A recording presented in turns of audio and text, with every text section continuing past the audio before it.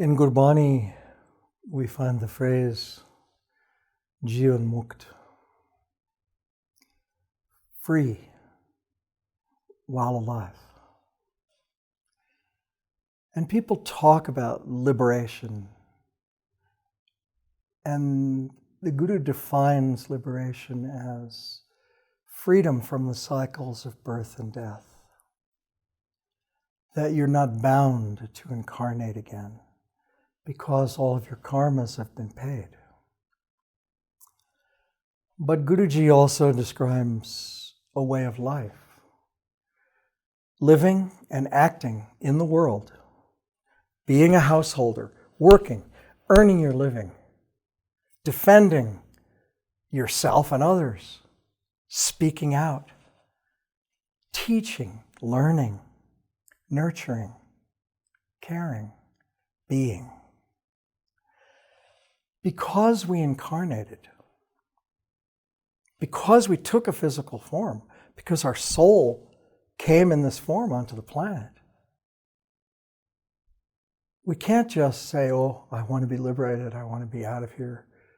Sometimes people even commit suicide because they want to get free from the earth and be out of pain. Oh my God, what a mistake.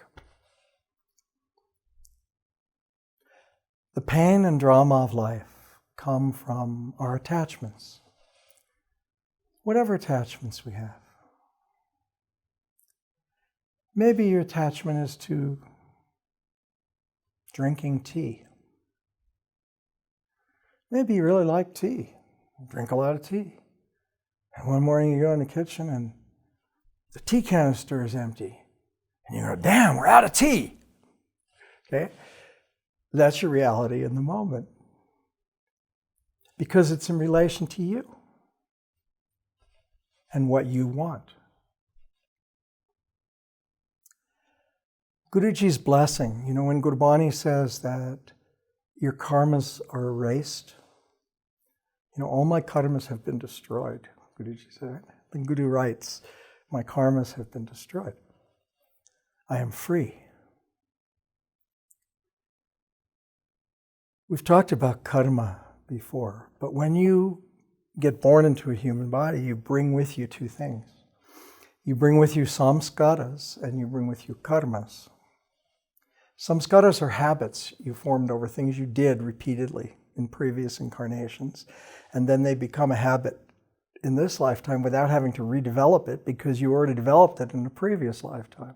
Let's say you have the habit to react quickly. You're, what do they call, hot-tempered? And you've always been that way. And you've been hot-tempered in another incarnation, and you're hot-tempered in this incarnation. Those are samskaras. And then those are patterns that get carried between incarnations. And then there's karmas, which are the fruits of our actions. Right? So the karmas have to be paid. So whatever load of karmas we've incurred through millions of incarnations before this one, because we've incarnated millions of times. Millions, think about that. In this lifetime, we come in with a load.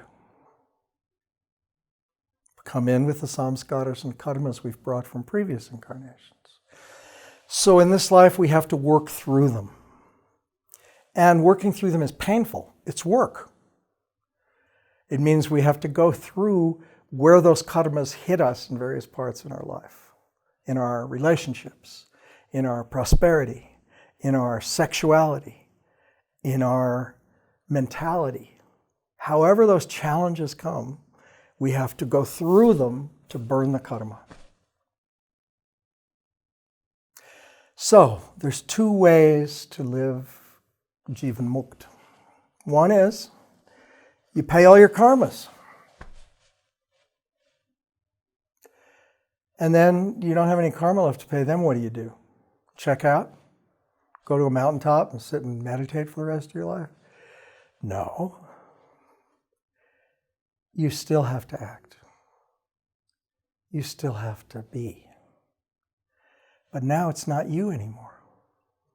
Because the illusion that you're the one doing everything falls away.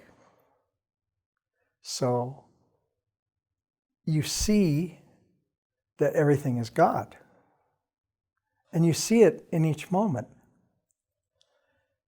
And in that beauty, you still do, and you still act, and you still speak. But it's not coming from anything inside of you that is something I want, or I want to convince someone, or I want to get this person to do something. It's a whole different way. It's just letting the words come through, letting the action happen, being present with the action as it's happening. Guru Gobind Singh Ji's hand didn't wield the sword. The sword happened, and it happened in his hand. But when you go on a battlefield, I'm going to kill as many of these guys as I can, right? And you're fighting from anger. That's all ego. So Jivan Mukta doesn't mean that you have no ego, that your ego is gone. I'm egoless. That's not what it means. You still have an ego, but you realize that it's only there to serve God and Guru. It's not yours. It's being used through you to accomplish things that need to be accomplished. And then you lose any attachment to what's happening in the moment. If you die, you die. If you live, you live. It doesn't matter. Life and death are the same. Nothing goes away when you die. It's all still here. So it doesn't matter. That's not what's important. What's important is being present in the moment so that you can serve. Because in order to really serve, you can't decide, oh, I'm going to go serve. I think I'll go do seva today for an hour and a half. Then I'll go to the gym. Then I'll go walk by the river. Then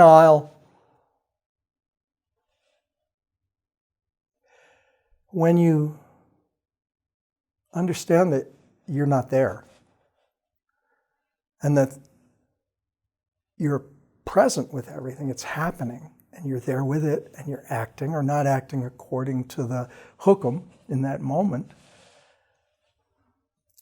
then you understand that everything you see is a reflection of your own frame of reference, your own reality, your own attachments. That's what you see. So, what do you see when you look at, for instance, a politician on TV? Do you react? Do you say, damn, why is he talking like that? And, I got to do something about all. It's that moment when you understand that it's all God's play anyway. And in your meditation, you understand, okay, I'm just going to be with this and watch it happen.